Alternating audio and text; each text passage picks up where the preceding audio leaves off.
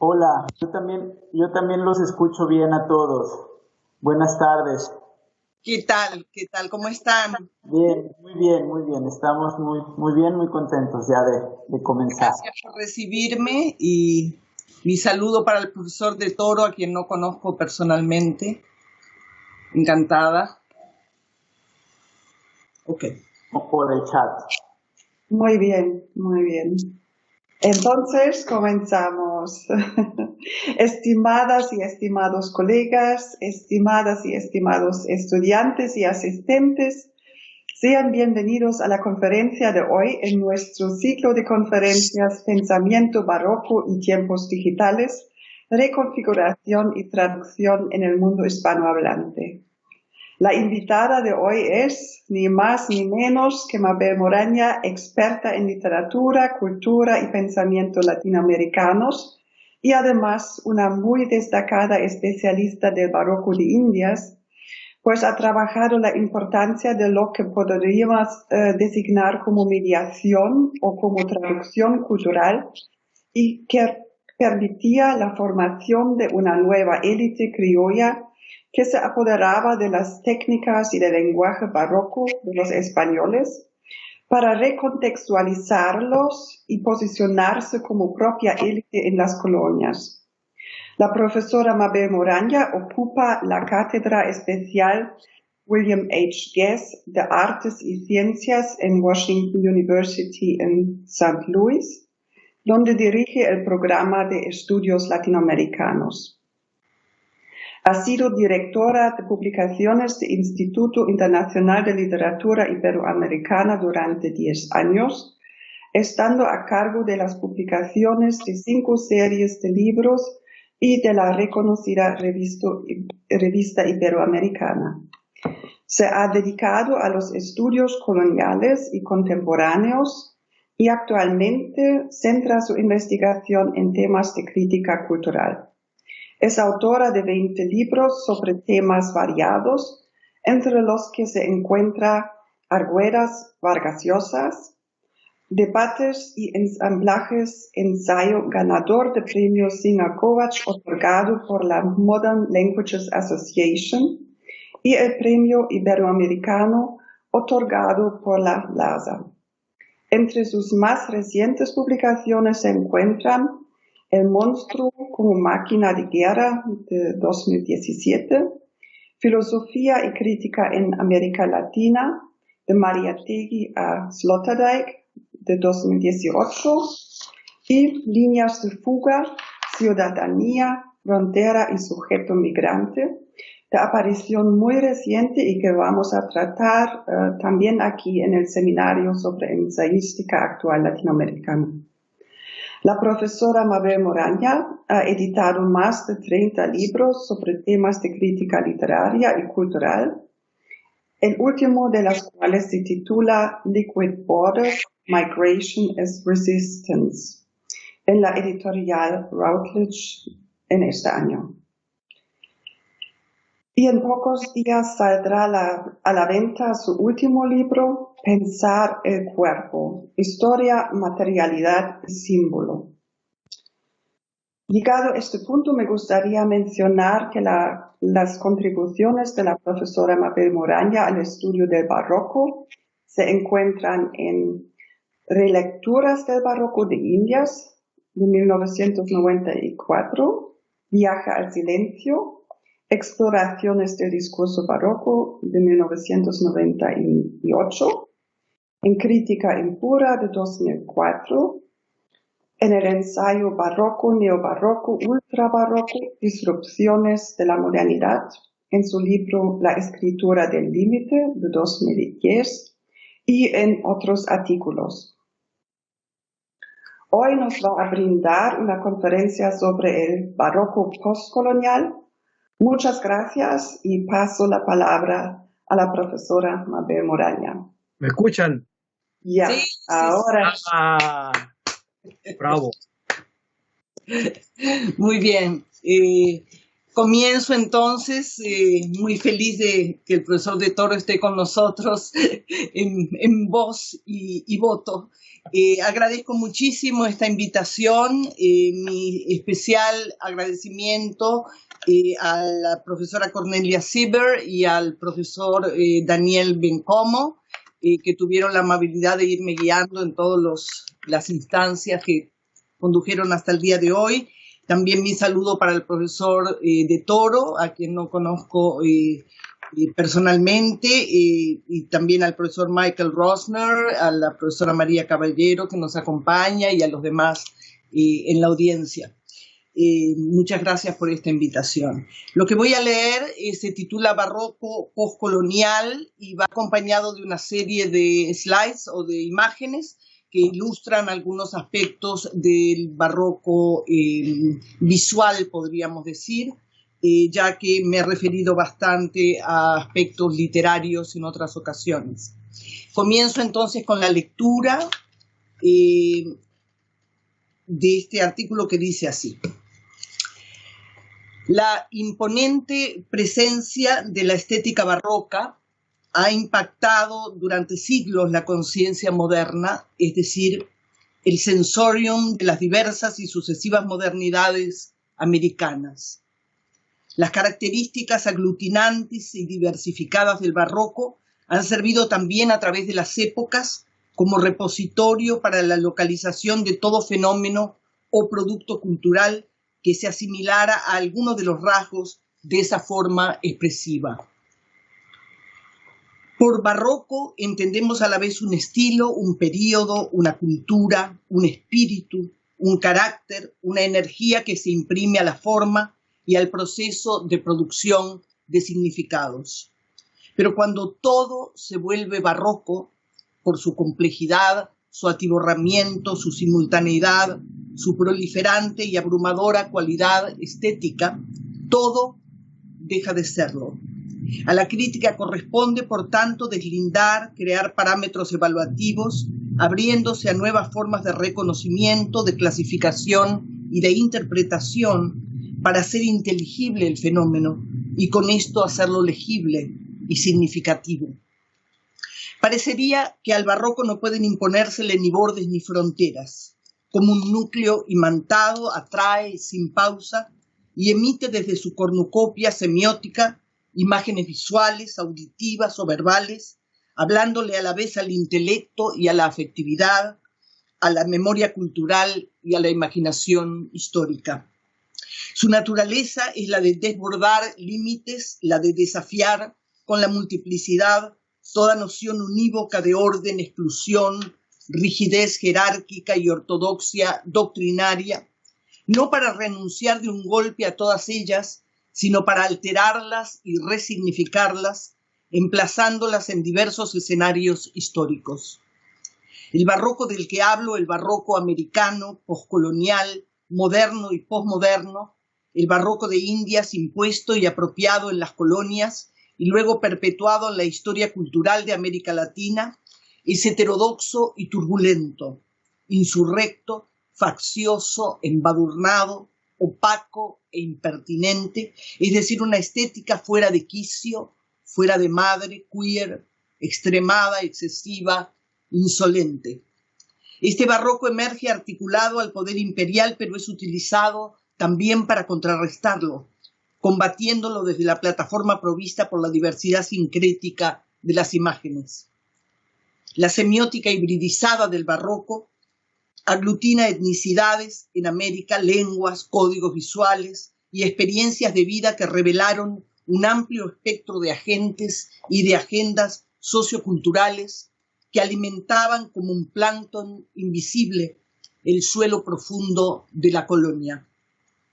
El barroco de Indias articula la majestuosidad de la forma con contenidos de valor cultural, mítico o pagano, elementos de la cosmovisión indígena e imágenes sometidas por los íconos del cristianismo, que relega a la oscura y peligrosa clandestinidad, como observó Grusinski, la circulación de los símbolos vernáculos.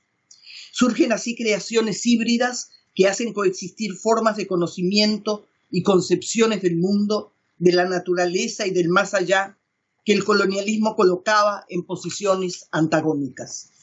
Aquí podemos ver, Daniel, los slides números 2, 3, 4 y 5, si es posible. De a poquito los vamos pasando. Daniel, ¿me escuchas?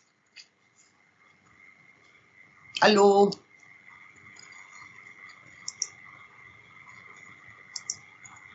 Daniel. Perfecto. Aquí tenemos algunos ejemplos del barroco en Indias.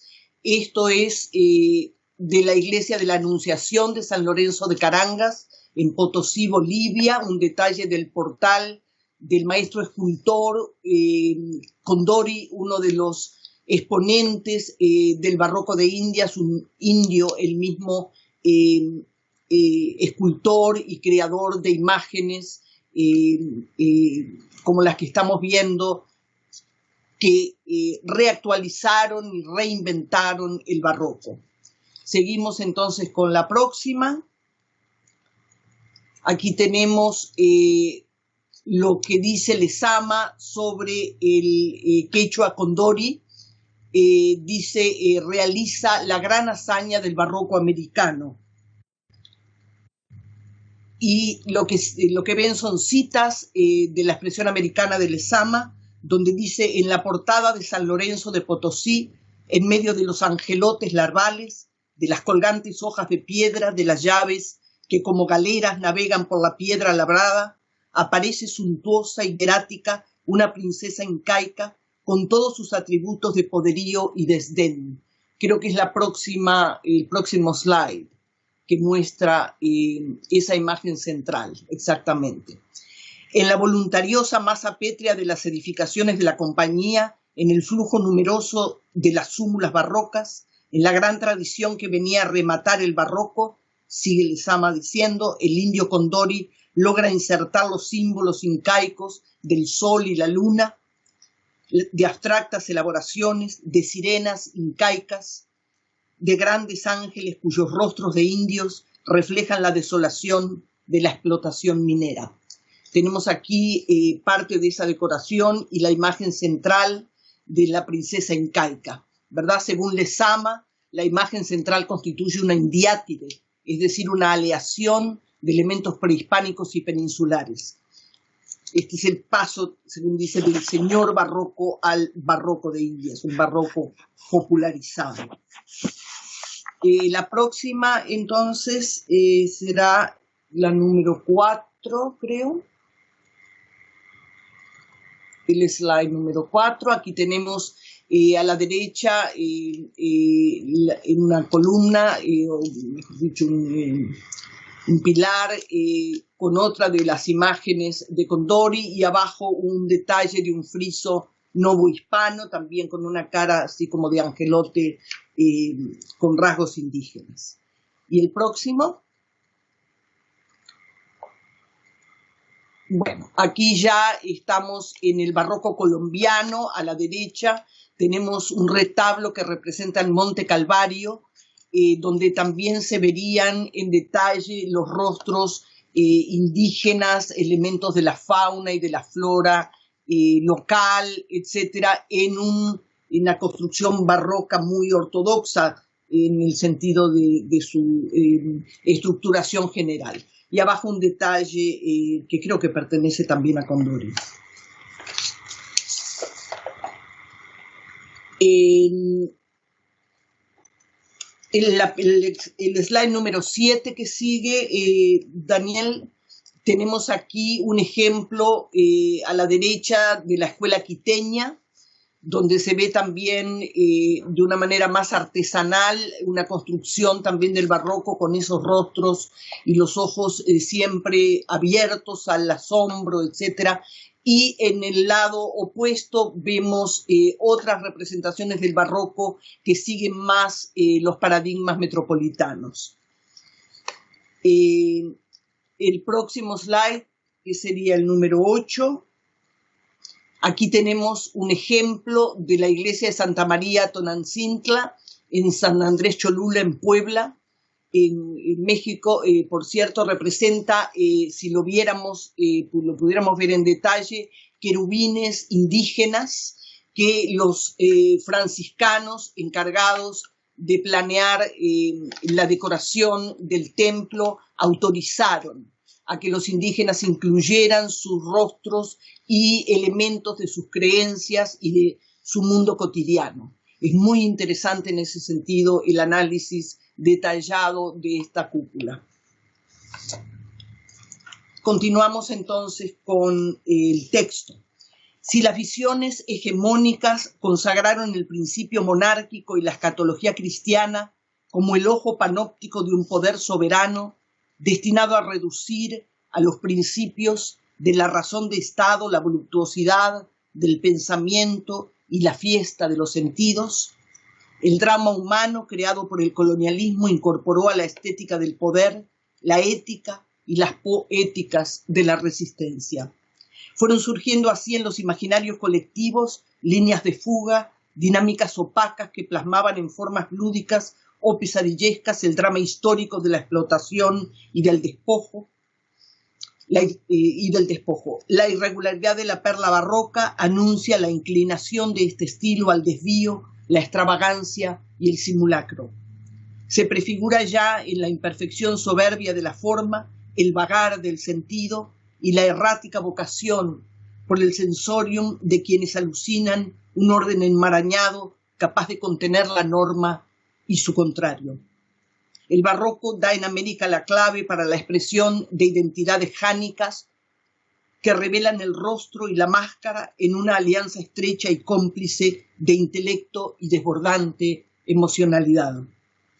Las reflexiones expuestas en este trabajo parten de dos premisas que pueden ser tomadas como hipótesis de trabajo para una exploración del barroco en su torsión postcolonial. La primera hipótesis consiste en la consideración del barroco como un paradigma de valor epistémico, es decir, como un modelo cognitivo que permite una captación de lo que Édouard Glissant llamara el ser en el mundo, es decir, las formas de habitar, percibir y conceptualizar la realidad social desde una circunstancia determinada. La inteligibilidad de lo real se manifiesta así en el registro barroco a partir de una plataforma de observación y de interpretación de lo que es, a partir de un lugar cognitivo y enunciativo otro, alternativo, oblicuo, contranormativo. Como es obvio, la reformulación del efecto barroco sobre la realidad revierte su sentido imperial, monárquico y cristiano y se articula a la colonialidad. En la colonialidad del poder, del saber y del ser americano que teorizara Aníbal Quijano, persisten a no dudarlo las matrices de dominación imperial que se perpetúan en las modernidades periféricas. Pero al principio de la reproducción del capital, de la linealidad histórica y de la utopía del progreso infinito, el barroco responde performativamente, teatralizando la fuerza de la diferencia en la inclusión de etnicidades, sexualidades, lenguas y creencias que configuran los procesos de contraconquista. Se despliega así, a partir de la fiesta de la forma, una operación subversiva que desquicia el orden del poder, vertiendo vino viejo en odres nuevos y viceversa.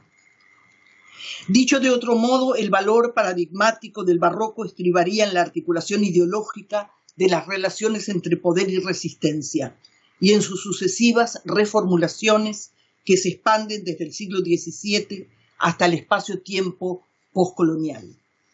Aquí tenemos el slide número 9, donde se enumeran algunos de estos rasgos de la poscolonialidad. Tal poscolonialidad abre un espacio crítico de análisis e impugnación de los modelos de dominación económica, política, social, cultural, es decir, lingüística, epistémica, implantados por el colonialismo.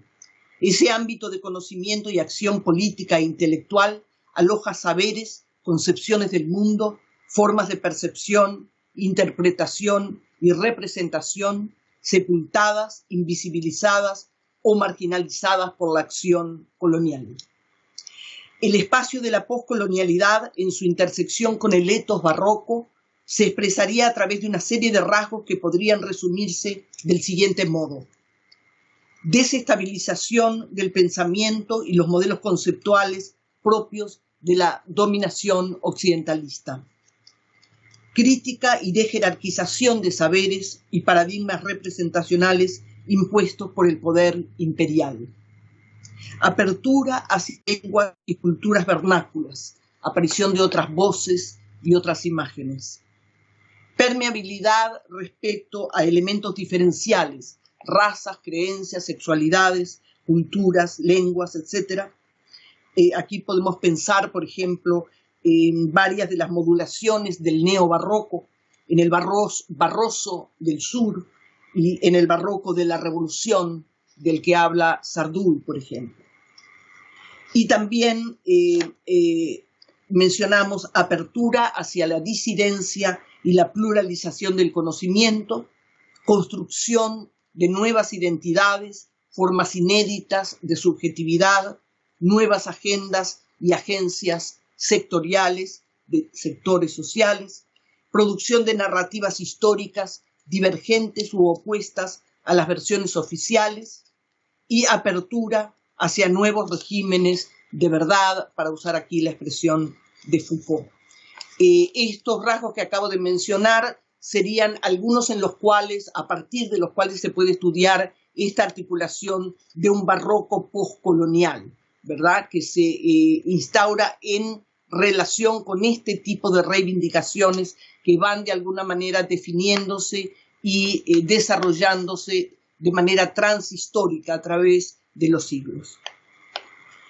De acuerdo a lo anterior, el post que menciono aquí, el postcolonial, no es entendido como superación de la subalternidad colonialista, sino como la persistencia transformativa de estructuras económicas, políticas y sociales que, originadas en el trauma fundacional de la conquista, se perpetúan como colonialidad hasta el presente. Es la noción de Quijano. De este modo, el proceso descolonizador, aún dificultoso e inacabado, que adquirió con las independencias un momento fundamental, aunque insuficiente, de energía emancipatoria, parece haber tenido en la codificación barroca un constante recordatorio de la existencia de muy diversas formas de conciencia social que desafiaron vez tras vez los paradigmas dominantes.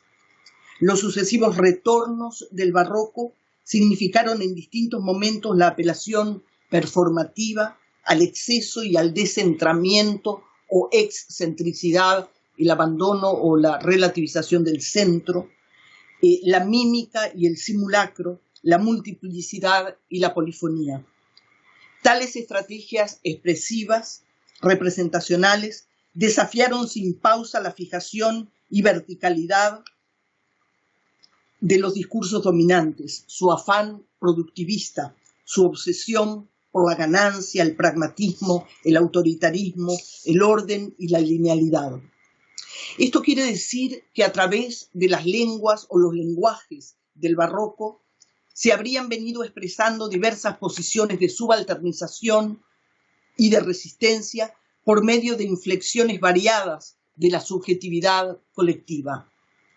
Este sustrato popular, que Jameson llamaría inconsciente colectivo o por lo menos inconsciente sectorial, contrapone a los discursos del poder el proliferante y gozoso conglomerado de las formas y la promiscuidad de los significados, la jouissance del travestismo, la parodia y el vitalismo sin fronteras. Contrapone sobre todo al etos productivista y reproductivista del gran capital la proliferación gratuita de la forma, el derroche del artificio, la volubilidad del simulacro. La productividad del barroco estriba en la reproducción atiborrada de capital simbólico, a partir de una energía dispersa que en la forma barroca encuentra un centro provisional, fortuito, efímero, pero poderoso y saturado de sentido como un aleph. La segunda premisa que mencioné tiene que ver con los llamados retornos del barroco, justamente, es decir, con la porfiada persistencia de una estética pluriversal, para usar aquí el concepto de Enrique Dussel, la cual desorganiza las lógicas dominantes, dando cabida al insumiso y carnavalizado mensaje de la periferia y del margen.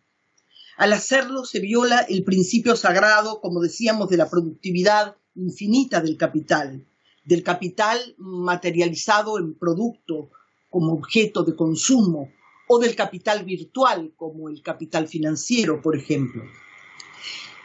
Así cosificado, el capital que circula como mercancía, como creencia, como ideología o proyecto político, es subvertido por la gratuidad estética de la aglutinación, es decir, por la concertación del sentido que se ofrece como un mise en scène a la mirada. Podría decirse que el principio marxista del valor encuentra aquí su contracara, su afuera constitutivo, para decirlo como Derrida, la luz que ilumina su sombra o viceversa. El principio del abigarramiento, de lo abigarrado, concepto propuesto como un rasgo esencial de la cultura andina por el boliviano René Zabaleta, es lo abigarrado el concepto de inclusión, desborde, de jerarquización. Más que lo heterogéneo y más que lo ecléctico o lo sincrético, lo abigarrado supone la existencia de temporalidades, la del criollo, la del indio, la del mestizo, la del cholo, la del afroandino. Noción esta de la coexistencia de temporalidades que el poeta chileno Enrique Lin, a quien he citado en otra ocasión, capturó en un verso que dice: somos contemporáneos de historias diferentes. El proceso de articulación de elementos diferenciales que propicia el abigarramiento, la coexistencia de elementos híbridos, transculturados, disímiles, integra signos y símbolos, íconos y emblemas, junto a elementos residuales o contraculturales que relativizan valores asignados y deconstruyen la totalidad, que siempre es más que la suma de las partes. En cualquiera de sus modulaciones histórico-culturales, el barroco es una estética del exceso y de la saturación, donde todo intersticio está ocupado por significados y modos de decir que no excluyen la reticencia, el grito apagado, la insinuación, la apropiación, el trompe-l'œil, como se ve, por ejemplo, en la escritura de Sor Juana. El barroco funciona así en sus desplazamientos espaciotemporales como un dispositivo, en el sentido de Foucault, es decir, como el lugar en el que se produce y a partir del cual se canaliza la activación de prácticas discursivas y no discursivas, que desorganizan y reorganizan la multiplicidad, las posiciones y funciones de los mecanismos de poder, contraviniendo sus jerarquías y relativizando sus acertos. El carácter antinormativo y anómalo es reinventado por el neobarroco cubano, por ejemplo, en la exuberancia aglutinada de Lezama, cuyo sentido epistémico, cuyo etos, es esclarecido por Severo Sarduy cuando señala que las frecuentes incorrecciones sintácticas y estructurales del barroco lezamiano, lo que él llama sus falsas citas o malogrados injertos de otros idiomas, o sus pérdidas de concordancia, ilustran no solo la pasión creativa de Lezama, sino también el desafío al racionalismo y a las lógicas de autoridad y coherencia. Aquí tenemos el slide número 10, Daniel, que incluye la cita de Sarduy, que dice: sintácticamente incorrecta, a fuerza de recibir incompatibles elementos halógenos, a fuerza de multiplicar hasta la pérdida del hilo el artificio sin límites, la frase neobarroca, la frase de Lezama Lima, muestra en su incorrección falsas citas, malogrados injertos de otros idiomas, en su no caer sobre los pies, en su pérdida de la concordancia, nuestra pérdida de un elior único, armónico, concordante con nuestra imagen, teológico en suma. Barroco que en su acción de bascular en su caída, en su lenguaje pinturero, a veces estridente, abigarrado y caótico, metaforiza la impugnación de la entidad logocéntrica que hasta entonces lo y nos estructuraba desde su lejanía y autoridad. Barroco que recusa toda instauración, que metaforiza al orden discutido, al Dios juzgado, a la ley transgredida. Barroco de la Revolución. Fin de cita.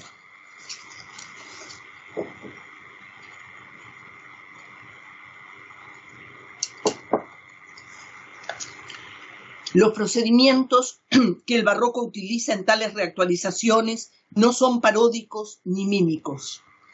Pienso en las estrategias representacionales del barroco, en su manera de ser estético-ideológica, sobre todo a partir del término de Leuciano de pliegue, repliegue y despliegue de significaciones.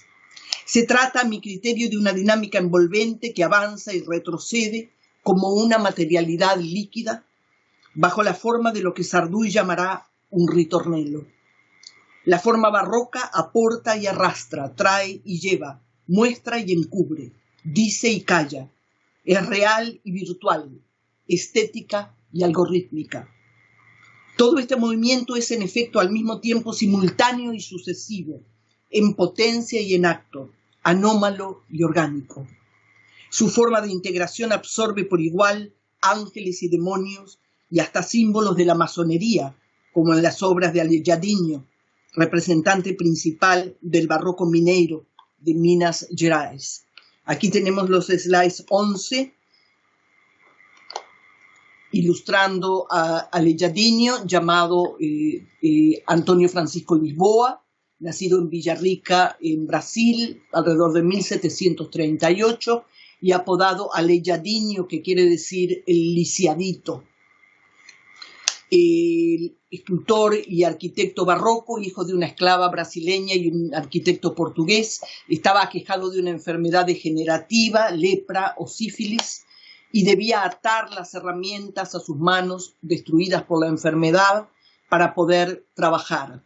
Esa corporalidad sufriente ha sido vista en correspondencia con la devastación colonialista que da lugar a un arte que surge del sacrificio de indios y de negros. El próximo slide muestra algunas de las figuras de Aleijadinho. Vean ustedes los rostros, esos ojos asombrados que son característicos de un arte esencialmente teatralizado por Aleijadinho, que lee la Biblia como escenas de una gran representación cósmica, si se quiere. La obra de Aleijadinho abre un amplio espectro de expresiones emocionales en sus figuras.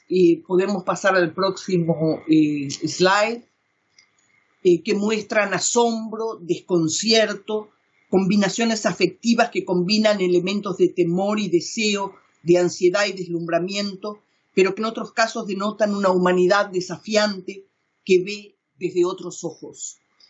Aquí hay un ejemplo en este slide de un rostro esculpido y luego de imágenes de esas representaciones teatralizadas de escenas bíblicas que mencionaba. Sus dramatizaciones escultóricas recrean performativamente escenas de la Biblia. Pasamos al próximo slide, agregando toques de humanidad que interceptan la sublimidad religiosa y la convierten en algo de este mundo, imbuido de elementos cotidianos y marcas culturales. Fíjense esta escena de la cena donde los rostros tienen muchos rasgos, los pómulos, la coloración, las formas del cabello, etcétera, tomados de las fisonomías indígenas y americanas, híbridas, pero también las expresiones se podría hacer un estudio de cada una de las imágenes de esta escultura teatralizada. En el próximo slide, una breve muestra del barroco cubano, pero solamente una ilustración de un barroco cubano musical tardío del siglo XVIII, pero donde me interesaba mostrar, igual que en la escultura del medio, en la talla de piedra, los elementos raciales que aparecen muy marcados, que son propios del barroco de India, mostrar la racialización, las castas, las combinaciones, la coexistencia, una forma, digamos, de colonizar la etnocentralidad quizá del barroco metropolitano. El barroco, entonces, que fuera siempre entendido como una forma peculiar e intrigante de ocupar el espacio, se va afincando también como una modalidad particular de ocupar la temporalidad. Esto por los retornos del barroco. Esto no solo por las prolongaciones transhistóricas y transculturales del barroco, sino principalmente porque toda formación barroca parece haber surgido para ilustrar la metafísica de la presencia, el conocido concepto que según algunos pensadores es el articulador del pensamiento occidental. En su deconstrucción de la metafísica de la presencia, Derrida, con base en Heidegger, reafirma la idea de que lo humano no es presencia continua, ni una sucesión de momentos, sino más bien duración, es decir, el intervalo que se extiende entre nacimiento y muerte, estancias existenciales que operan como los paréntesis que contienen en su interior nuestro ser en el mundo. El presente es entonces apenas la traza o la huella de esa duración. La materialidad no puede ser trascendida ni evadida. Toda verdad es en el mundo. Toda existencia es presencia o no es.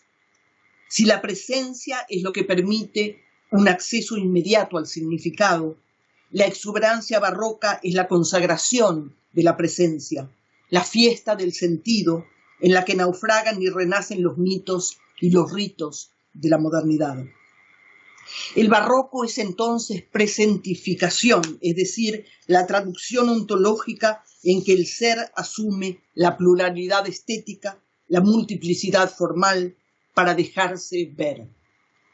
En su opacidad ornamental y en sus hibridaciones americanas, el barroco popular o sincrético evidencia las subjetividades y posicionalidades que el barroco de Estado invisibiliza, reprime y sumerge en su conquista imperial e imperialista de los imaginarios. En el paso de la modernidad barroca a la modernidad iluminista, la razón instrumental se apoyará en la concepción de un tiempo lineal y progresivo, teleológico y productivista, que intentará domar las circunvalaciones de la conciencia barroca. Esta resurgirá, sin embargo, para expresar en el neobarroco y en el barroso del sur la beligerancia contra las nuevas torsiones que asume el occidentalismo moderno. El etos barroco se ha ido separando de sus condicionamientos históricos originarios y de sus modalidades emblemáticas y monumentalistas para consagrarse como una codificación de signos y de imágenes que sugieren siempre el desborde de la pasión sobre la razón, la alternatividad del sujeto ante la normatividad de lo social en sus diversos y la fuerza de lo político, ante los cortapisas de la ideología. El barroco no pierde, sin embargo, en sus diversos avatares su carácter de arte público, que sin ser ya portavoz de hegemonía, le habla al poder político, económico y cultural, desestabilizando su monologismo. Es el caso de Sarduy, por ejemplo. De este modo, el barroco no podría ser reducido a la dimensión de una constante trans o meta histórica, ni al ritmo concebido por Eugenio Dors entre trascendencia y esencialismo, variación histórica y permanencia estilística. El retorno del barroco, el etos del barroco que retorna, del que hablara Bolívar Echeverría, funcionaría más bien como un dispositivo a partir del cual se organiza la constelación estético-ideológica barroca, no por el ritmo cíclico inherente a la historia del arte, como quería Eugenio Dors, sino como desarrollo de una agencia emancipadora que tiende a la descolonización, es decir, a la insurrección de los lenguajes y los símbolos, a la denuncia y a la transformación social. Lezama Lima vio claramente ese carácter contracultural del barroco, superando en esto el determinismo telúrico geocultural de Carpentier y dando lugar a la recreación neobarroca en la que el barroco despliega su dimensión epistémica. Es Sarduy nuevamente quien puntualiza con más fuerza su sentido estético ideológico.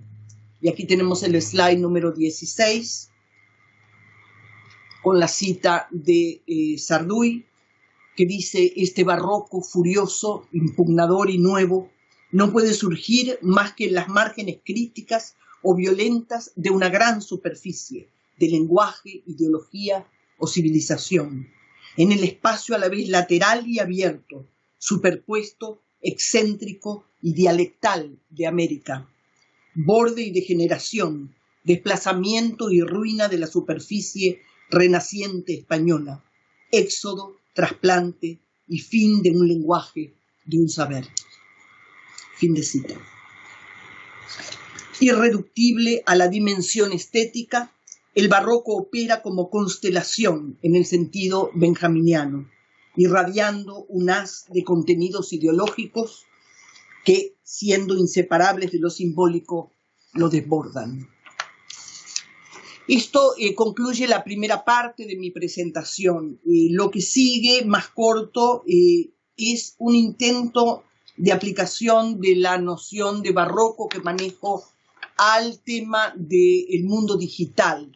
Me pareció que en la titulación de estas charlas se buscaba de alguna manera explorar esta que sería una nuevo avatar del etos barroco, una forma de encarnar, digamos, en el lenguaje digital y en los mundos virtuales. Entonces, lo que sigue experimentalmente es un esfuerzo de pensar el barroco en ese contexto de nueva textualidad. Entonces, esta segunda parte dice: con el bagaje de connotaciones y significados que se ha venido aludiendo, los procesos de barroquización parecen haber alcanzado la era digital, aunque bien podría estimarse que la falta de nuevas categorías crítico-teóricas es la que provoca el ritornello de la crítica hacia formas conocidas que puedan apoyar un ejercicio analógico. Lo cierto es que, como señalan muchos críticos, si pasamos por alto las variantes histórico-culturales, las texturas virtuales y el entrelazamiento algorítmico evocan de alguna manera la intrincada juxtaposición de la forma barroca. Para algunos autores que extreman la relevancia de la reincidencia transhistórica del barroco, su insaciable productividad y su carácter abarcador y omni-inclusivo, la multiplicación y propagación de mundos virtuales estaría reproduciendo la irradiación de sentidos que emitieran lo que Alejo Carpentier llamara núcleos proliferantes del barroco, entendidos como pivotes de irrealidad que organizan los imaginarios colectivos. Sobre el barroco digital se ha escrito ya bastante, ver por ejemplo Timothy Murray, Andrew Utterson, Richard Sherwin, entre otros autores.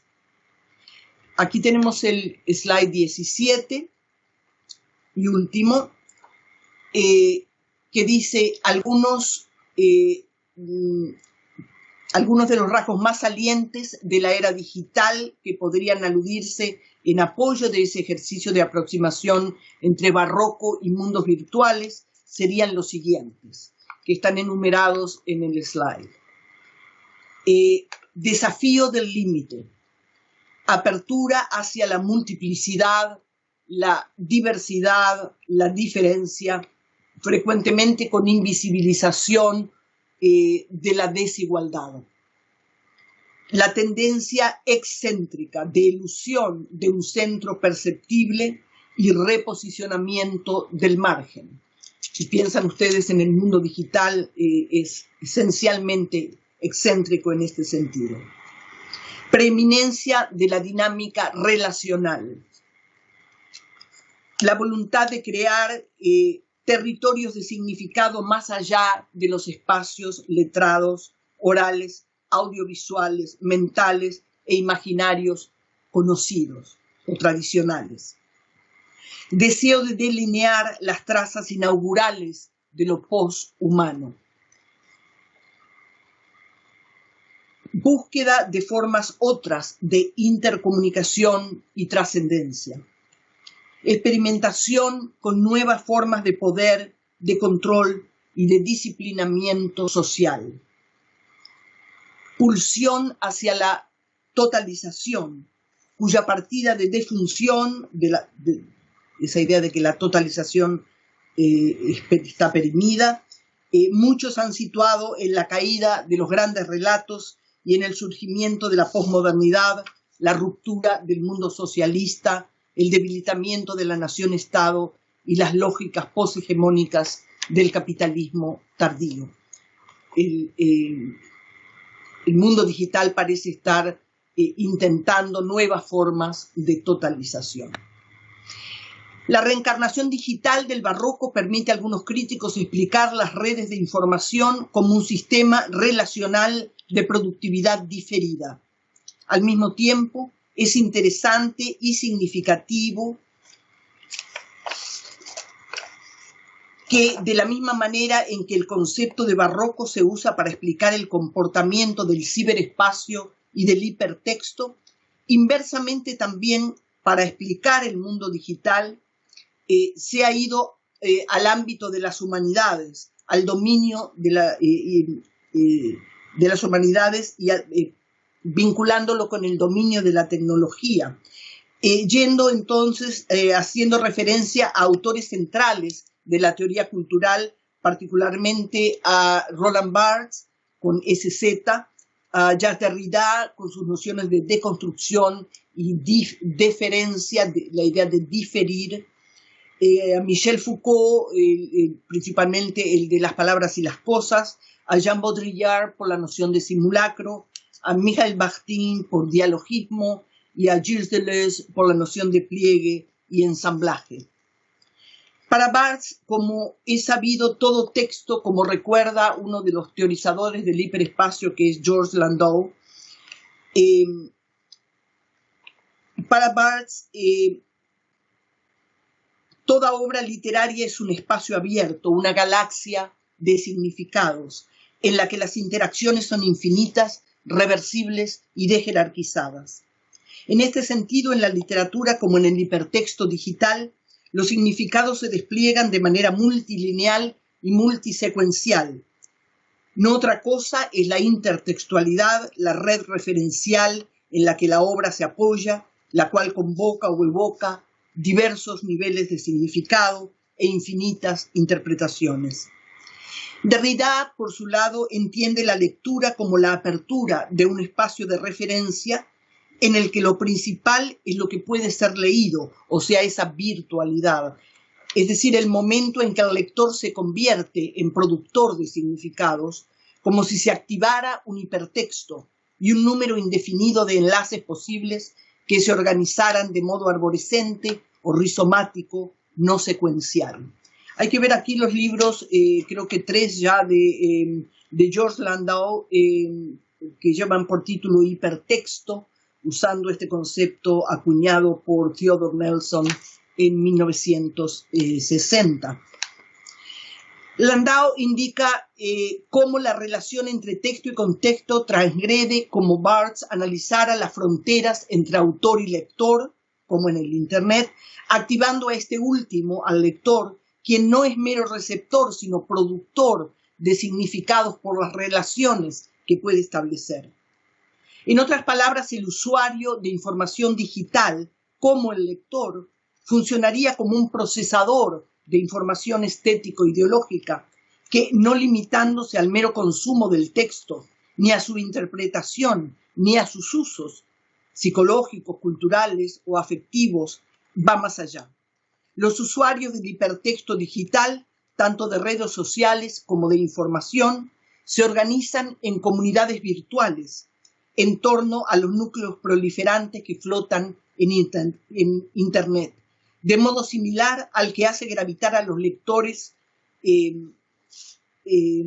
hacia textualidades en torno a las cuales se forman comunidades interpretativas como parte de los procesos de recepción literaria.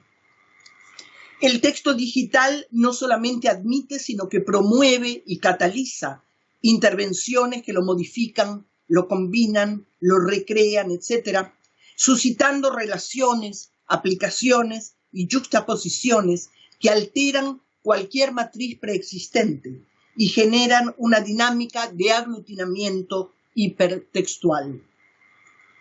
Para decirlo deleuzianamente, todo texto es en ese sentido un becoming, un avatar, un pliegue, despliegue, repliegue del sentido, un ensamblaje. El hipertexto se caracteriza por su inmediatez y su accesibilidad, prestándose, como el artefacto barroco, a diversos niveles de recepción y de interpretación, revelando como en un palimpsesto múltiples estratos, es decir, superficies de escritura que se van descubriendo al penetrar la construcción sígnica. Georges Landau agrega a lo que venimos describiendo otros rasgos del hipertexto que nos recuerdan al barroco: multivocalidad, descentramiento, carácter rizomático.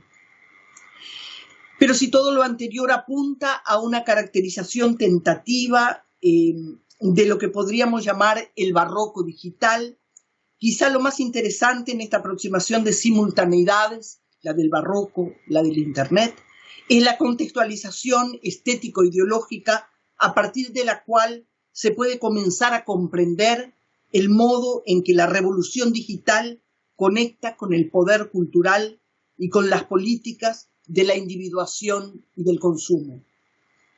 Se ha notado con razón que quizá el salto que estamos realizando de la escritura a la digitalización ni siquiera es tan grande como el que caracterizó el paso de la oralidad a la escritura, afectando en ese momento estilos de vida, modelos comunicacionales, formas de hegemonía y subalternización, de autoritarismo epistémico y de exclusión de lenguas y culturas no dominantes.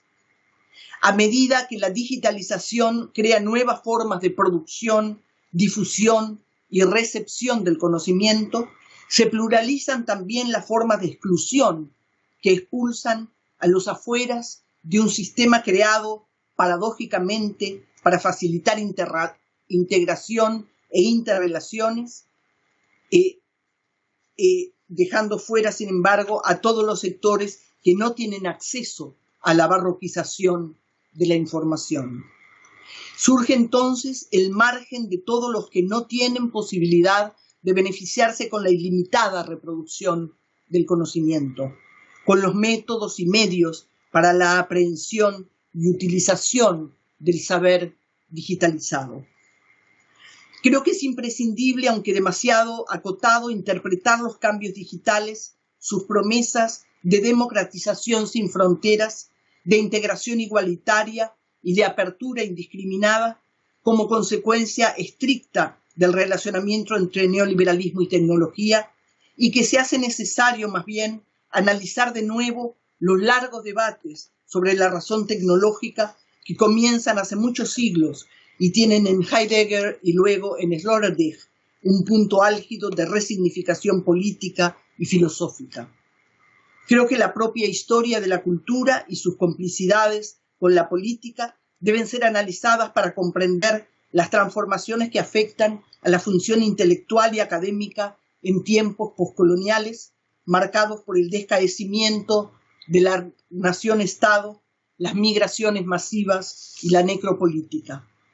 Creo que no es la desciudadanización como dice García Canclini, el peor peligro que enfrentamos, ni la rebarroquización de los saberes el más severo obstáculo de nuestro tiempo. Asimismo, no creo que el descentramiento del libro llegue a constituir una debacle civilizatoria, ni que tal descentramiento vaya a ocurrir porque otros soportes tecnológicos sostengan la materialidad del pensamiento. Creo que aunque las erupciones del pensamiento analógico puedan ganar terreno porque asimilan lo nuevo a lo conocido, otorgando al mundo digital un halo en gran medida artificioso de familiaridad, es importante mantener cada cosa en su contexto y analizar por separado el desgaste de lo político, la corrosión de la democracia, el vaciamiento del Estado frente a la potenciación de las corporaciones, el estancamiento de la ciudadanía, noción que ha llegado a oponerse a los derechos del hombre, y las lógicas que ha seguido el pensamiento humanístico para percibir una problemática que rebasa ampliamente el barroquismo del signo y del sentido. La pregunta será entonces, para terminar, el papel que el poder corporativo y empresarial tendrá en el procesamiento rizomático de implementación de la razón digital y cómo entrarán las variables económicas, políticas y culturales de la desigualdad en la inclusión de la diferencia infinita. Convergentemente, creo que lo que Boaventura de Sousa Santos llama la ecología de los saberes constituye uno de los aspectos que debemos custodiar para que en la cultura escrituraria o digitalizada no desaparezcan los contenidos de culturas orales, lenguas vernáculas y conocimientos locales que mueren día a día arrasados por las mareas de una colonización epistémica que no ha cesado desde sus orígenes.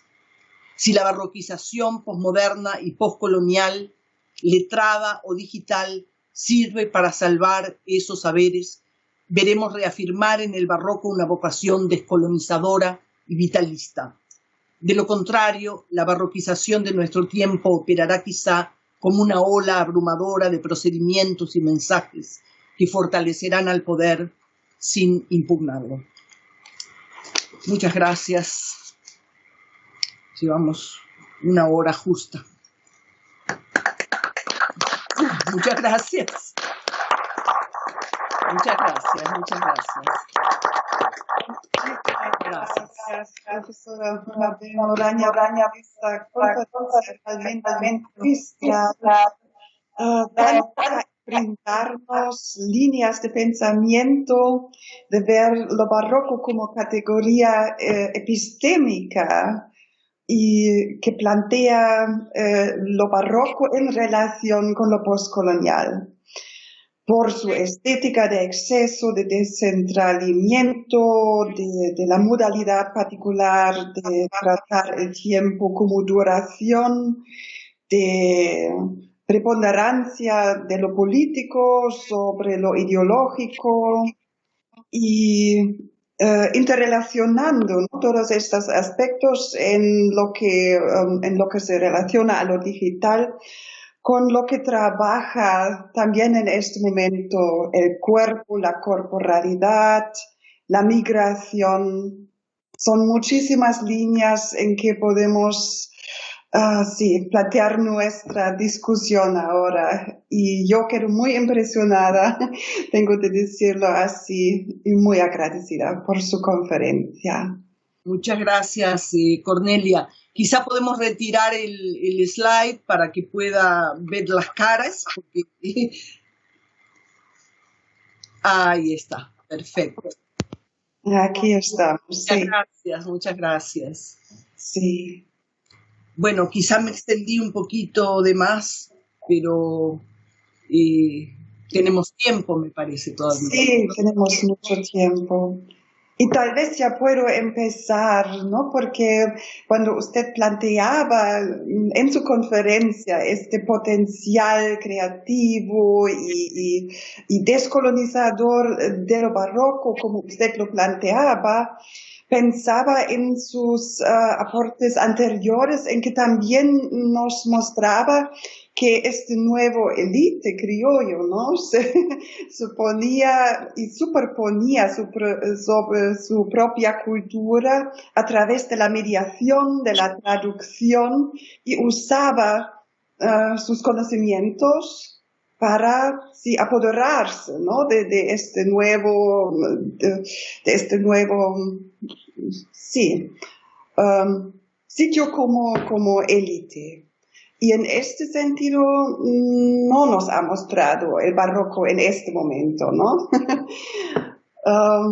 Como también como una manera de excluir lo otro o de apoderarse de lo que es propio de los otros, de traducir y apoderarse. ¿También lo ve en este momento o ya no? Era un momento muy específico en la historia latinoamericana, en este momento colonial.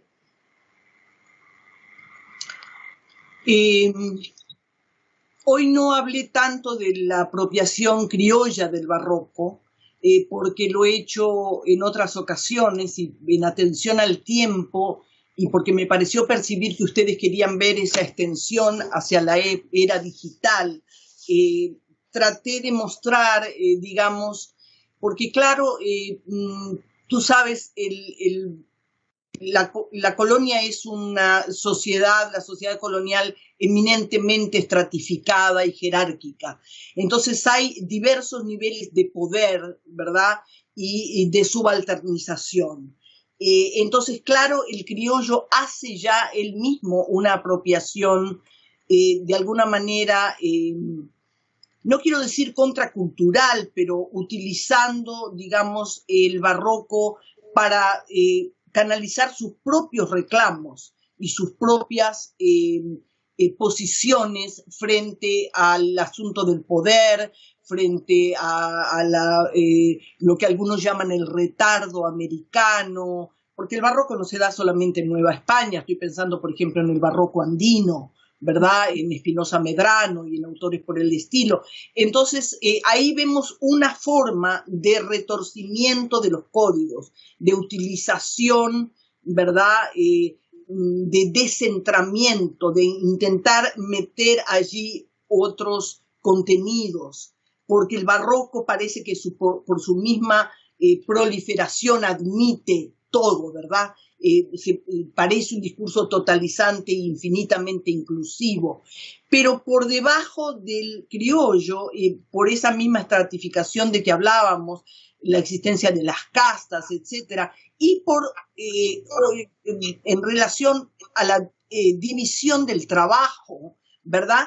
Esos edificios tremendamente decorados, esas cúpulas, etcétera, si bien había un maestro o varios, ¿verdad?, que dirigían el concepto y la estructuración y la ejecución, también había mucha mano de obra indígena, esclava, también a veces afrohispana, ¿verdad?, que intervenía, y como en el caso que mostré en una de las, en esa cúpula barroca sobredecorada, los mismos franciscanos que dirigían las obras le dijeron a los que trabajaban, pongan sus imágenes, ¿verdad? Les damos permiso para incluir elementos de su propio mundo. Entonces vemos que la estratificación va dando lugar a la inclusión de elementos cada vez más populares, en el sentido de cada vez más marginales, cada vez más por lo mismo subversivos. Aparecen angelotes, ¿verdad?, negros o con caras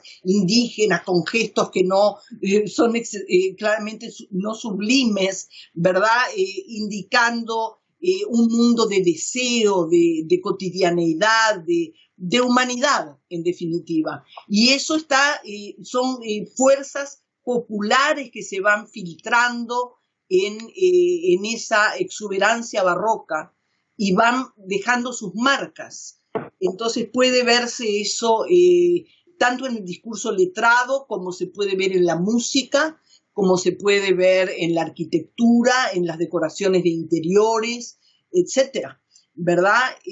Entonces es interesante ver esos imaginarios que yo a veces les llamo sectoriales, no imaginarios colectivos generalizados, sino el imaginario criollo no es el imaginario afrohispano, ni el imaginario indígena.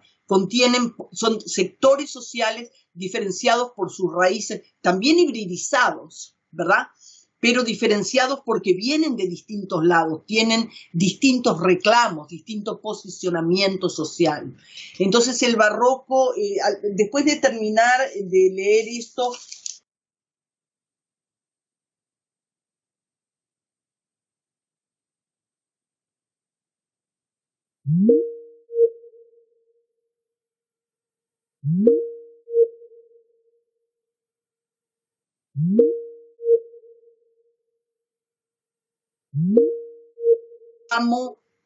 antiesclavista, ¿verdad? Donde aparecen en esos villancicos, más que los de Sor Juana, que ella utiliza más la parodia, la mímica, etcétera, porque es un intelectual orgánico, a pesar de todo, ¿verdad? Para decirlo así. Pero estos otros villancicos de negros más populares, que circulaban menos institucionalmente y de manera más cotidiana y escondida, etcétera, tienen esa otra carácter subversivo, porque están reclamando sus propios derechos a la libertad, su propia queja, su corporalidad. Aparece mucho una corporalidad que, digamos, las élites cortesanas verían como ofensiva, ¿verdad? Excesivamente sexualizada o excesivamente sensual, etc. Entonces todo eso es muy interesante porque cae dentro del amplísimo repertorio del barroco, pero lo van modulando de distintas maneras, ¿entiendes? Si no aplicamos una cosa que queremos solo ver el barroco ortodoxo, podemos visualizar todas estas otras expresiones que caen dentro de la codificación barroca, pero que se escapan. Por eso las llamo como líneas de fuga también en este sentido. Sí. Muchísimas gracias. Gracias. A ver, estoy viendo en chat si alguien... ¿Pregunta? Sí. Daniel tiene una pregunta, sí. Si no, a mí me encantaría preguntarle algo. Bueno, me llamó mucho la atención cuando hablaba del cambio que implica el cambio que implicó el paso de la oralidad a la escritura podría considerarse mucho más grande que el que implica ahora el paso de la escritura o de la era escrita a la era digital. Entonces me vinieron algunas ideas en el sentido de que la oralidad, el paso de la oralidad a la escritura fue atravesado también por un anhelo de documentalidad, ¿no? Y ese anhelo de documentalidad se podía encontrar en el barroco histórico también como lo que Ángel Rama mencionaba como la ciudad letrada, es decir, la gestión del poder también a través del sistema de signos. Pero bueno, también lo encontramos como los barrocos de la diferencia, que se me venía ahorita la palabra así, como el barroco de Indias, como estrategia verdaderamente de resistencia en los distintos estratos que usted comenta. Independientemente de la otra discusión que usted habría, que es respecto a el concepto de barroco, si debemos proyectarlo una vez más hacia la era digital, que esa es una pregunta también, pero diría yo, ¿es posible encontrar también en esta época entonces todas esas formas de barroco, ¿no? Los barrocos de la gestión, los barrocos de la nueva ciudad letrada, de los intelectuales orgánicos, de la producción, digamos, convencional, hegemónica de sentido, pero también encontraríamos estos barrocos de baja definición, le llamaría yo, barrocos lo-fi, que tendrían que ver más, que trazarían paralelos con los villancicos que acaba de mencionar, y seguramente estos serían barrocos lo-fi. Es decir, me pregunto, dado el caso que deseemos seguir rastreando o usando las formas, las ideas del barroco en la digitalidad, ¿cabría la posibilidad, valdría la pena buscar estos nuevos barrocos de Indias o barrocos de la diferencia, si serían estos barrocos también de baja definición, es decir, de producción popular, de producción de hackeos, como las bibliotecas que proliferan ahora en Internet en Latinoamérica, es decir, donde hay, digamos, donde la producción de sentido va más allá de la producción de dinero, ¿no? De la generación de negocio, hasta cierto punto.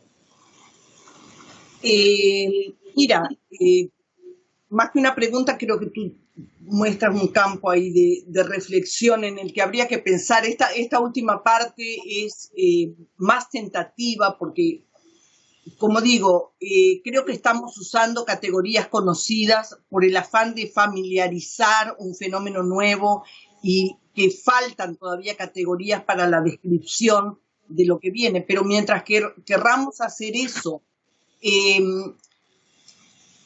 tú sabes, cualquier forma expresiva, cualquier lenguaje o cualquier estrategia de representación tiene un núcleo duro, digamos, tiene una forma dominante y después tiene formas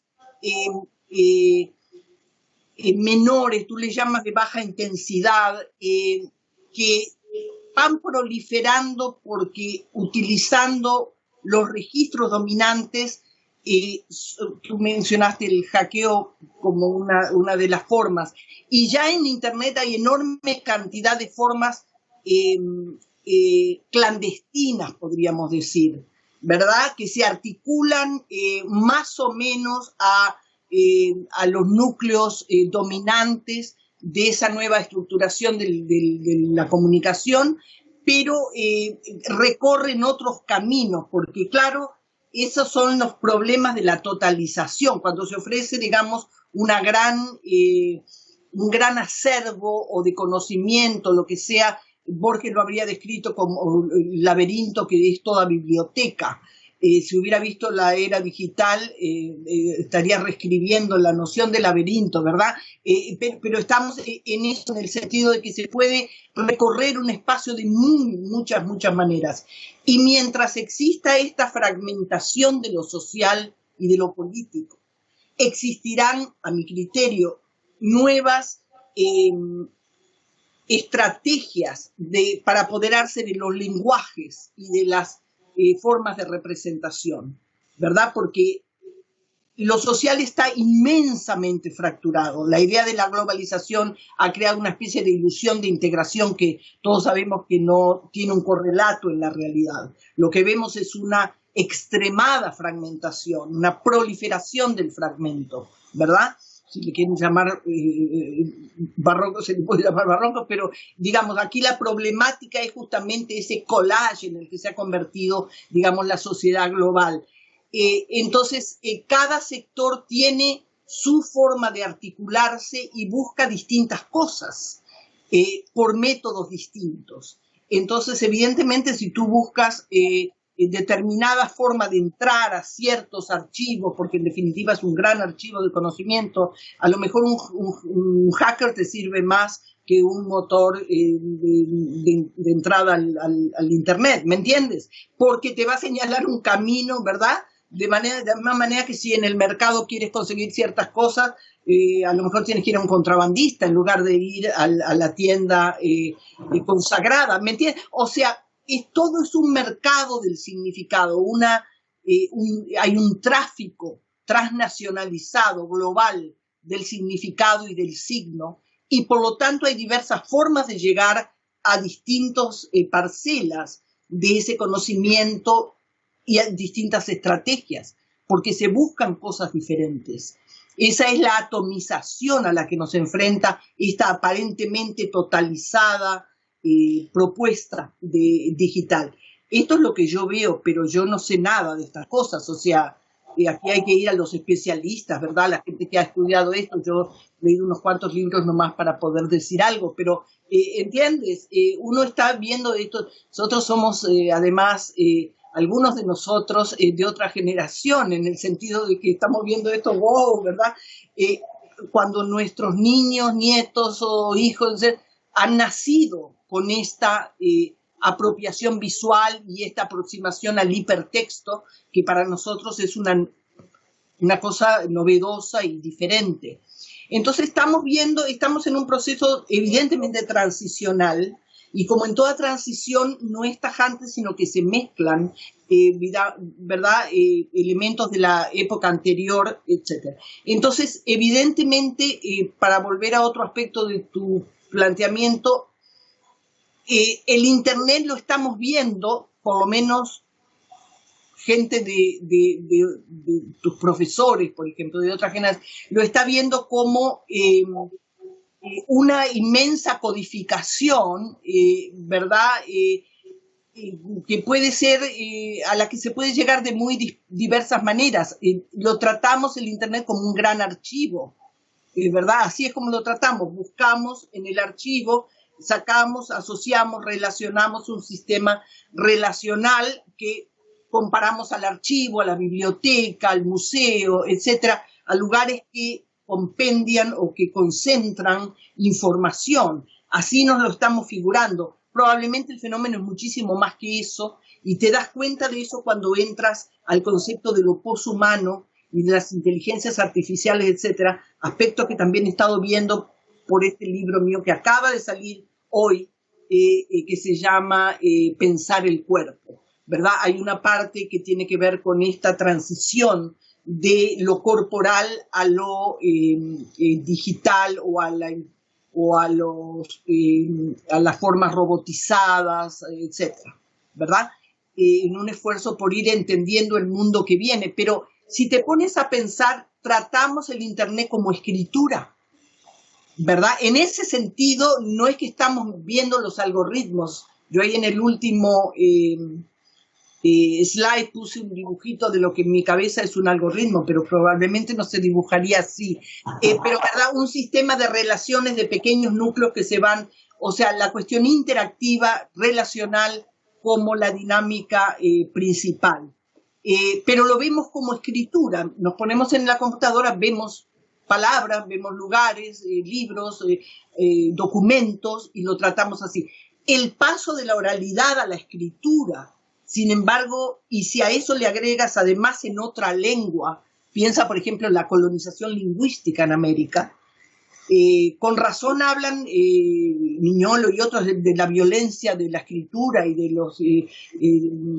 la violencia de los imaginarios, etcétera, letrados, porque evidentemente la oralidad, tú me dirás, tiene la materialidad del signo, pero al ser una materialidad intangible, ¿verdad? Cuando se transformó en escritura, eso es un tremendo cambio en los imaginarios culturales, sociales de una civilización, ¿verdad? Imagina tú las, ¿verdad?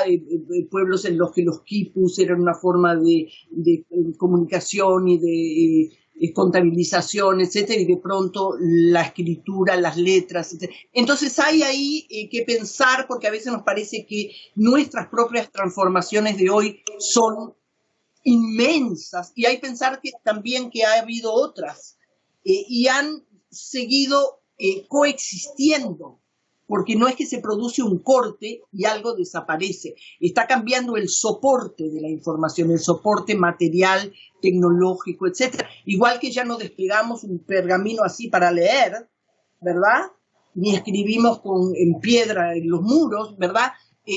Tenemos el libro, hay cambios en el soporte. Entonces, también el pensamiento apocalíptico, murió el libro, se acabó definitivamente. Bueno, a lo mejor pasará, pero evidentemente no es el mayor de nuestros problemas en este momento, ¿verdad?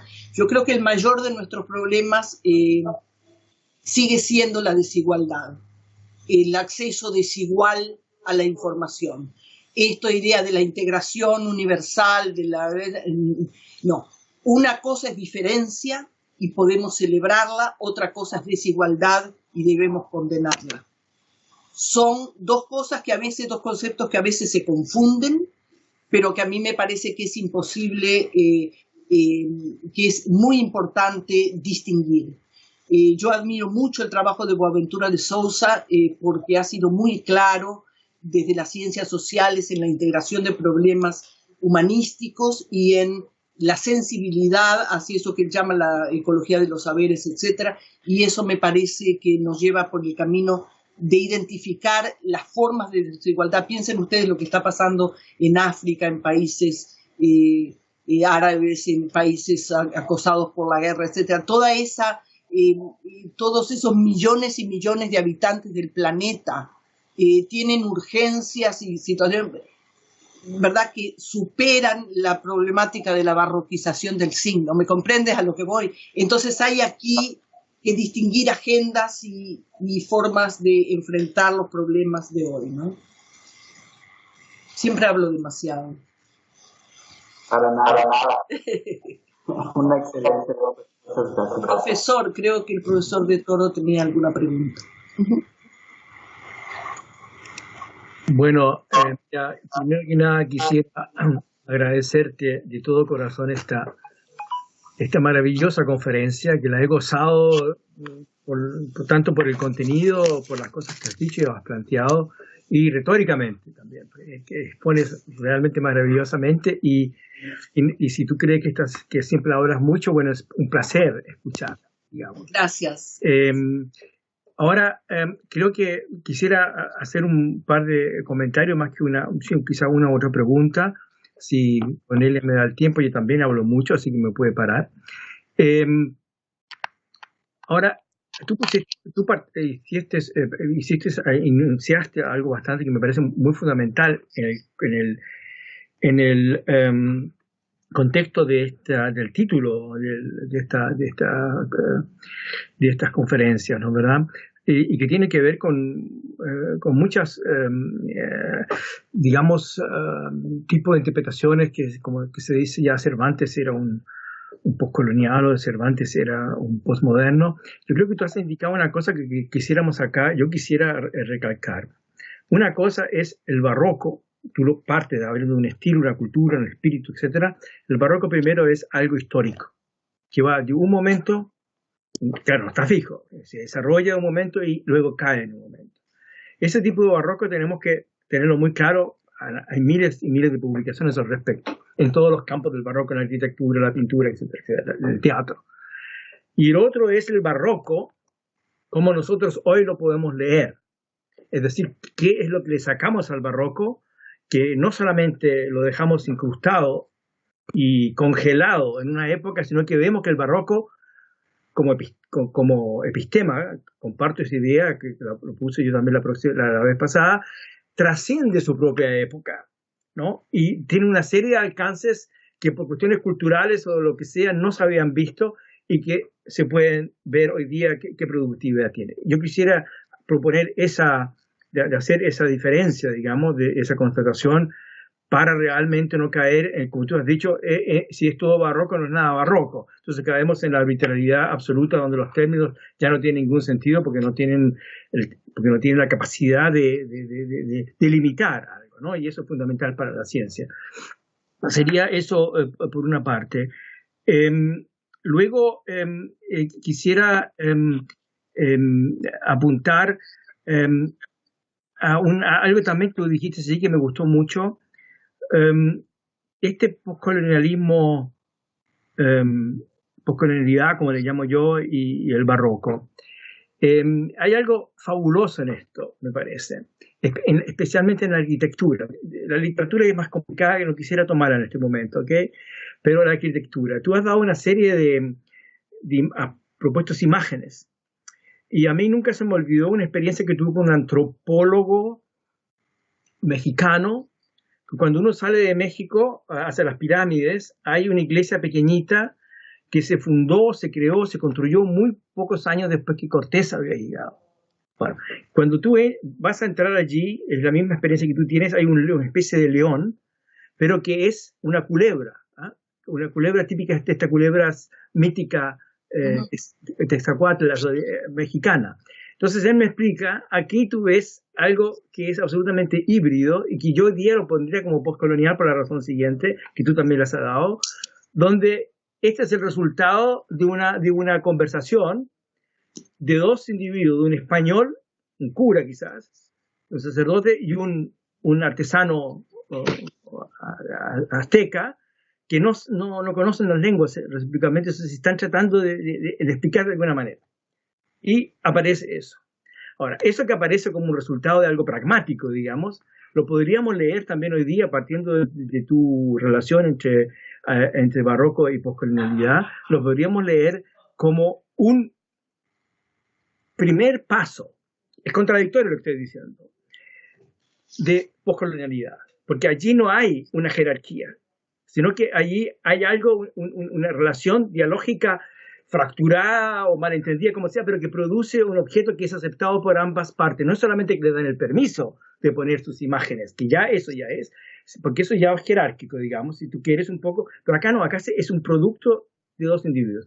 Entonces yo diría, a pesar de todo el peso de la colonialidad, ¿por qué se podría hablar allí de poscolonialidad?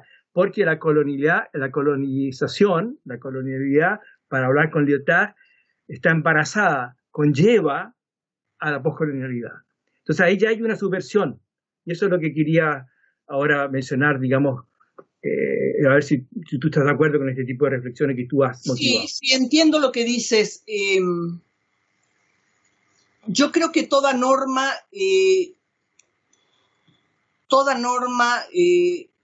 está preñada con su contrario, ¿no? O sea, no solamente por aquello de que echa la ley, echa la trampa o echa la, ¿cómo es que se dice?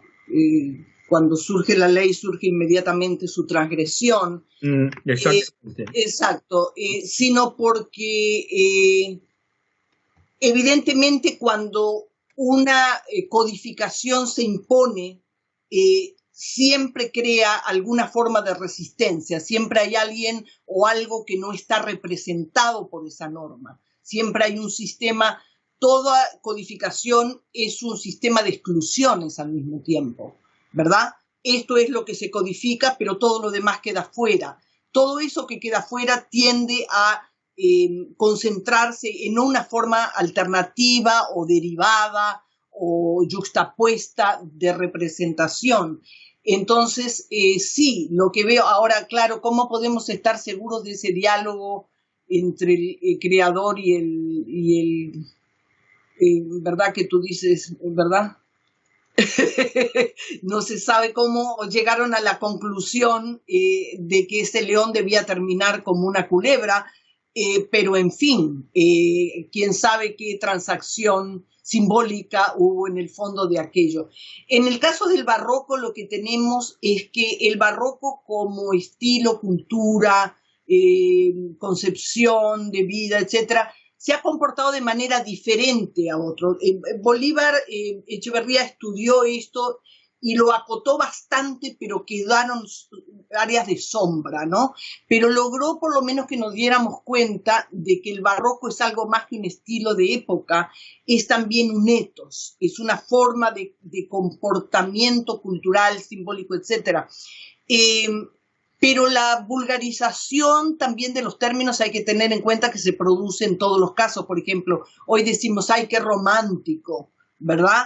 Esa acepción de lo romántico vulgarizada no tiene nada que ver con el romanticismo en su momento, o esta es una forma clásica. Y nuevamente la noción de lo clásico está desvalorizada, está, podríamos decir, desemantizada. En el caso del barroco, la desemantización es mucho menor.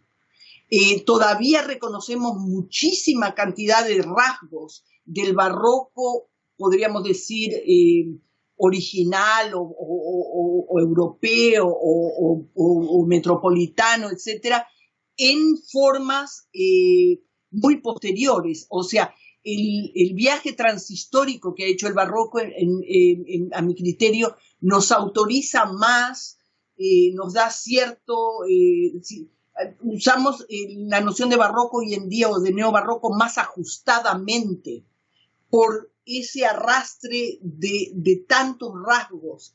¿No estás de acuerdo? Sí. Me pareció que decías que no.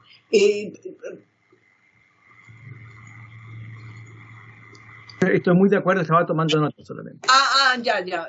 Esa es lo que se me ocurre, ¿verdad? Pero tienes razón, hay un barroco ortodoxo y estudiar ese, y lo mismo como le decía antes a Cornelia, estudiar el barroco criollo es estar más cerca del modelo. Pero cuando se va popularizando, es de alguna manera una colonización desde abajo, ¿no? Sí. De los códigos. Lo que una nota solamente, me parece importante lo que dices tú, porque no existe la copia uno a uno. Claro. No existe. Aunque uno quiera hacer una antes de la respuesta, que espero que todavía no está la profesora Mabel Moraña, quería agradecer que nos ha brindado esta hora y media. Quería que me permitieras. Sí, puedes seguir, claro. Solo que quería agradecer a los estudiantes su presencia. Hubiera gustado muchísimo, ¿no? Que ustedes también hubiesen entrado en el diálogo, pero claro que entiendo también, ¿no? Que es bastante todos estos términos y conceptos que nos ha brindado la profesora Moraña. Y sí, me alegro por sus comentarios que me van a enviar luego por email. Muchas gracias por eso. Y ya quisiera despedir a los que tienen que entrar a otra conferencia y agradezco muchísimo, ¿no? Que la señora Moraña ojalá quede unos 10 minutos más con los que todavía pueden quedar también en el debate. Dialogando conmigo, sí. Muchísimas gracias. A cortar ese diálogo. Simplemente yo también quisiera, si Alfonso en este momento no está, Mabel, agradecerte la conferencia tan completa, tan brillante, toda la primera parte. Por supuesto que no la domino porque no soy especialista, pero sí te he leído y te he trabajado más en esa parte. Para mí es muy novedosa toda la parte del barroco digital. Una breve pregunta, porque he estado muy cercana a planteamientos que ya se han hecho aquí de Daniel. Y una breve pregunta, no sé si he entendido bien cuando hablas de esos márgenes, esas nuevas formas de la era digital, o mejor, en ese mundo totalitario como fue el barroco oficial, si lo puedo decir de esta manera, el barroco colonial, surgen todas esas fisuras. ¿Se podría establecer, y esta es mi pregunta, un paralelismo que he creído entender, pero tal vez no lo he entendido bien, con la nueva era digital? ¿Por qué? Porque tenemos esa tendencia a la totalización, pero tenemos esas transgresiones de los hackers, etcétera, y esas que me han interesado mucho, nuevas expulsiones, ¿no? De aquellos que están en el margen, de aquellos que no tienen posibilidad de acceder a este saber súper digitalizado. Entonces, ¿se puede establecer un paralelismo entre ambos mundos, entre ambos ethos, ya que no solamente movimientos literarios ni momentos de una cultura pues tan distinta, ¿no? Sí, claro que sí, por supuesto. Yo creo que es interesante ese punto en el que reflexionas, porque si te pones a pensar, esto de la digitalización ha creado una nueva forma de analfabetismo. Cuando todavía no hemos terminado con el analfabetismo que tiene que ver con la persona que no puede acceder a leer o escribir, que todavía hay muchos millones en el mundo de personas analfabetas en el sentido tradicional, ahora hay un analfabetismo digital. Totalmente de acuerdo, entonces, me incluyo. Por ejemplo, si una persona mayor, me doy cuenta por personas mayores que yo, que conozco, ¿verdad?, que tienen que hacer un trámite o o necesitan, hoy todo es digital. Exacto. Una persona de 80 años baje el formulario y llénelo y lo escanea y la persona no entiende cómo moverse. Y tú vas a oficinas públicas, por ejemplo, donde hay gente reclamando por desempleo, situaciones así. Tú ves colas y colas de gente que, sobre todo en este país donde hay tantos inmigrantes, gente que ni habla la lengua, ni sabe manejar la computadora, ni tiene entonces eso margina, crea nuevas formas de subalternizar a la gente y de excluirla del sistema. Claro. Porque si van a pedir algo que les permita, digamos, comprar comida para sus hijos por beneficio estatal y no llena el formulario digital, no lo puede conseguir. Claro. Entonces, esto ha creado nuevas formas de subalternización y de marginación humana, ¿verdad?, a gran nivel. Esto es. Eso me pareció entender. Muchas gracias. Realmente es preocupante. De la misma manera que hay lenguas marginadas, ¿no? Si tú no hablas inglés, puedes estar en este país o en otros durante mucho tiempo y no tener acceso o no poder integrarte realmente. Entonces es una gran problemática que ahora que vengo de trabajar el tema de la migración, etcétera, veo relacionada, porque todo al final, las raíces de todo esto se juntan por debajo, ¿verdad? Y lo de la digitalización no está separado de la migración y de otros fenómenos a nivel global. Entonces son temas para reflexionar de manera conectada, ¿no? Muchas gracias. Por nada, María. Gracias a ti. Bueno, muy bien, quisiéramos abrir el micrófono a una última pregunta, quizás si alguien está interesado en externarla. Lamento que el profesor de Toro se retiró. Sí, trataba de negarlo, pero tampoco funciona su teléfono en este momento. Ok. Entonces. Bueno, si no hay... No es una pregunta. No es una pregunta, solo quería decir que me encantó lo que dijo usted, que es una gran oradora y que sí, muy bonito discurso. Muchas gracias. Gracias a ti. No te veo en pantalla, pero muchas gracias, muy amable. ¿Quién era la persona que habló? Era Merlin me llamó. Conrad, un estudiante del curso, ¿no? Del ciclo de conferencias, sí. Muchas gracias. Me encantó la parte de cómo cambió el arte ahora en tiempos digitales, que ahora es descentralizado, que creo que es algo bastante importante en este mundo, que antes era una persona o un grupo de personas que hacían un arte, pero hoy en día son como vimos en la charla sobre la cuenta esta de ¿cómo se llama? Algo de Turing, el test de Turing de señor Bencomo, que el arte hoy en día es descentralizado. Así es. Muy bien. Muchas gracias, señor Conrad. Muchas gracias, profesora Muraña. Estamos encantados de haberla escuchado. Gracias, Daniel. Gracias al profesor de Toro y a los demás colegas, a María, etcétera. Muchas gracias. Encantada de haber estado con ustedes. Un placer para nosotros y un agradecimiento inmenso a quienes nos acompañan, nos han acompañado durante estas conferencias. Nos vemos el próximo miércoles si les resulta posible. Gracias, buenas noches, o para quienes están por allá en América, todavía un excelente día. Muy bien. Muchas gracias. Hasta luego. Muchas gracias. Un abrazo. Adiós.